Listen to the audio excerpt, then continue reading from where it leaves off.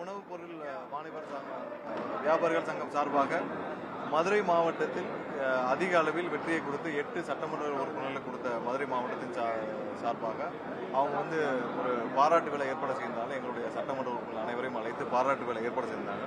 அதில் கலந்து கொண்டோம். அவர்கள் அனைவருக்கும் எங்களுடைய நன்றியை தெரிவித்துக் கொண்டோம். பல கோரிக்கைகளை கொடுத்திருந்தனர். அதாவது மதுரை மாநகராட்சி முழுவதும் வந்து பல அடிப்படை வசதிகள் தேவை.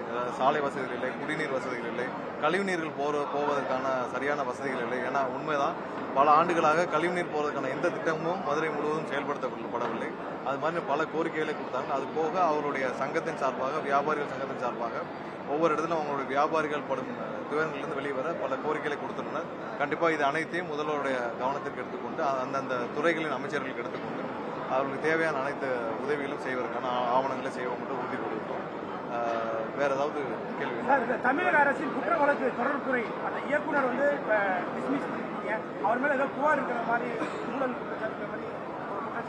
அலுவல் ரீதியான சில உத்தரவுகள் பிறப்பிக்கப்பட்டுள்ளது. வேற ஏதாவது கேள்வி? டேம்ல தண்ணி குறைச்சிக்கணும் சார். வெயில் தண்ணி குறைச்சிக்கணும். வாட்டர் சப்ளை எல்லாமே குடிநீருக்கு எல்லாமே அவங்க தான் வரும். அதுக்காக எப்படி என்னோட வெயில் வர எக்ஸன் ஆகுற மாதிரி குடிநீர் எப்படி டேக்கிள் பண்ணுறது ப்ரொபோசல் இருக்கா? இல்லை, இப்போதான் அதோடைய அசஸ்மெண்ட்டாக எடுத்துகிட்டு இருக்காங்க. அப்படியே அந்த வாட்டர் ரிசோர்ஸ்லேருந்து எல்லாத்துலேருந்து அசஸ்மெண்ட் எடுத்துகிட்டு இருக்காங்க. எவ்வளோ தூரம் தேவைப்படும்னு. போன வருஷம் எப்படி இருந்தது, இந்த வருஷம் எவ்வளோ தண்ணீர்கள் இருக்குது, குடிநீர் தேவையானது. நிறைய இடத்துல மதுரையில் சுற்றி இருக்கிற பகுதியிலையும் பார்த்தீங்கன்னா அங்கங்கே குடிநீர் பிரச்சனைகள் நிறைய இடத்துல இருக்குது. அதையும் ஒரு ரூரல் டெவலப்மெண்ட் சொல்லி ஒரு அசஸ்மெண்ட் பண்ணியிருக்கோம். எங்கெங்கே தேவையோ இப்போ போர்க்கால அடிப்படையில் அவங்களுக்கு உடனடி தேவைக்கு இப்போ லாரிகள் மூலமாக கொண்டு போய் சேர்க்கிற வரைக்கும் நிரந்தர திட்டங்கள் தேவை. அதற்கான ஒரு செயல்படுத்தும் விதமாக எப்படி என்னென்ன திட்டங்கள் கொண்டு வந்தால் இது எல்லாத்தையும் நிரந்தரமாக அவங்களுக்கு செய்யணும்னு இருக்கணும். ஸோ அதையும் கொண்டு வரக்கான வழிவகையில் ஆலோசிச்சிருக்கோம். 2 வாரம் தான் ஆச்சு. கண்டிப்பாக நிறைய விஷயங்களை அசஸ் பண்ணி மதுரையில் சுற்றியுள்ள பகுதியில் நிறைய இடத்துல நிலத்தடி நீர் மிகவும் கடுமையாக பாதிக்கப்பட்டுள்ளது. பல இடத்துல வந்து இல்லீகல் குவாரிகள் அதிகமாக இயங்குற காரணத்தினால தான் பெரிய அளவில் நிலத்தடி நீர் வந்து பயங்கரமாக பாதிக்கப்பட்டிருக்கு. கடந்த ஒரு வாரத்தில் மட்டும் 11க்கும் மேற்பட்ட இல்லீகல் குவாரிகள் எங்கெங்கெல்லாம் செயல்படுறதோ அதெல்லாம் வந்து சஸ்பெண்ட் பண்ணப்பட்டிருக்கு. மேலும் பல இடத்துல எங்கெங்கெல்லாம் தேவையில்லாமல் வந்து தவறான வழிகளில் இல்லீகலாக குவாரிகள் எங்கெங்கெல்லாம் விதிமுறைகள் மீறப்பட்டிருக்கு. இப்போ புறம்போக்கு நிலங்களில் பல குவாரிகள் செயல்பட்டுள்ளது. எதெல்லாம் இல்லை வந்து விதிமுறைகள் மீறப்பட்டு இருக்கிறதோ அனைத்தையும் அசஸ் பண்ணி அனைத்துக்கு தேவையான நடவடிக்கை எடுக்கப்படும். ஏன்னா அதிக அளவிலான தென் மாநிலங்களில் தான் வந்து மாவட்டங்களில் தான் வந்து பார்த்தீங்கன்னா அதிக அளவிலான குவாரிகள் மணல் திருட்டு எல்லாம் நடைபெற்ற காரணங்கள் தான் நிலத்தடி நீர் பெரிய அளவில் பாதிக்கப்பட்டிருக்கு. ஸோ அதை தடுக்கும் விதமாக எங்கெங்கெல்லாம் முறைகேடாக வெட்டப்பட்ட குவாரிகள் அனைத்தும் மூடப்பட்டிருக்கு. நம் மதுரையில் அது மாதிரியான குவாரிகள் மீது நடவடிக்கை எடுக்கப்பட்டு கடந்த ஆட்சியில் மதுரை மாவட்டத்தில் அதிகமான கோயில்கள் கனிம கொள்ளை அதிகம் நடந்திருக்கு. அது சம்பந்தமாக விசாரணை நடத்தப்படும். கண்டிப்பாக நீங்கள் ஒரு வாரத்தில் பார்த்துருக்கீங்க 11 குவாரியும் மூடப்பட்டிருக்கு. இன்னும் மேலும் பல இடத்துல வந்து அசஸ்மெண்ட் பண்ணிட்டு இருக்கோம். எங்கெங்கெல்லாம் வந்து விதிமுறைகள் மீறப்பட்டிருக்குன்னா அதெல்லாம் அனைத்து மீதும் கடுமையான நடவடிக்கை எடுக்கப்படும். யார் விதிமுறைகளை மீறி இருந்தாலும் அவர் மீது கடுமையான நடவடிக்கை எடுக்கப்படும். எந்த இடத்துல தயவுதாட்சினே இருக்காது. வர காலங்கள்லேயும் அப்படிதான் இருக்கும். எந்த விதத்திலும் வந்து இயற்கை வளங்களை கொள்ளையடிக்கும் யாரையும் தமிழக முதல்வர் மன்னிக்க மாட்டார். யாரும் வந்து விதிமுறைகளை மீறி இருந்தால் கடுமையான நடவடிக்கை கண்டிப்பாக. இல்லை, கடந்த ஒரு வாரத்தில் பார்த்துமே படிப்படியாக எங்கெங்கெல்லாம் வந்து எந்தெந்த இஷ்யூனால இருக்கோ அதுலேருந்து குறைஞ்சி விட்டது. நேற்றும் தினமும் நாங்கள் அசஸ்மெண்ட் காலையில் பண்ணிட்டு தான் இருக்கோம். அங்கங்கே சின்ன சின்ன ஃபெயிலியர்ஸ் இருக்கிறத தவிர்த்து பெரிய அளவிலான மின்வெட்டுகள் அனைத்தும் சரி செய்யப்பட்டது.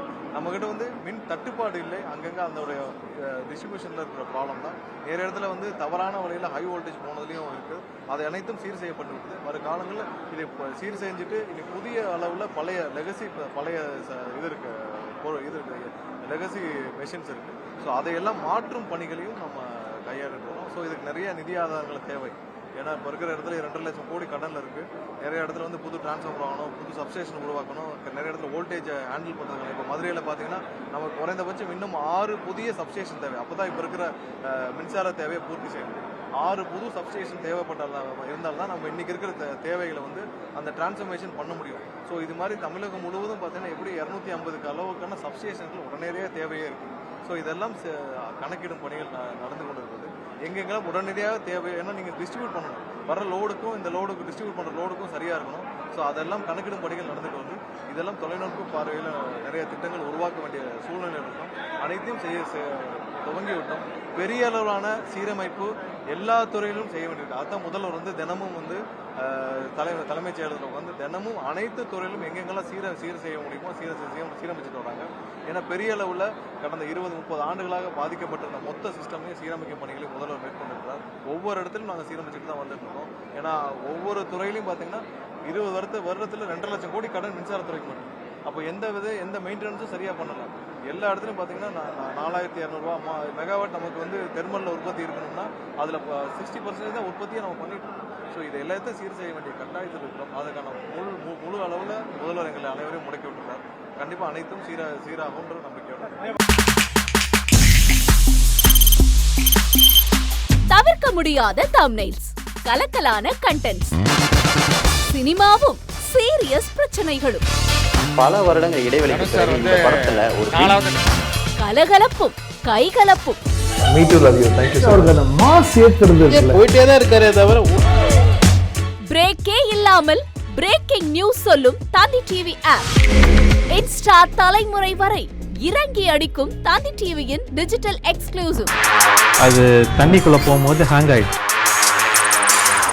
உங்களுக்கு விஜய் சார் எந்த அளவுக்கு ரொம்ப பிடிக்கும்? Of course, Malayalis are huge Vijay sir fans. ரெண்டு பேருமே ரொம்ப பிடிக்கும் எனக்கு.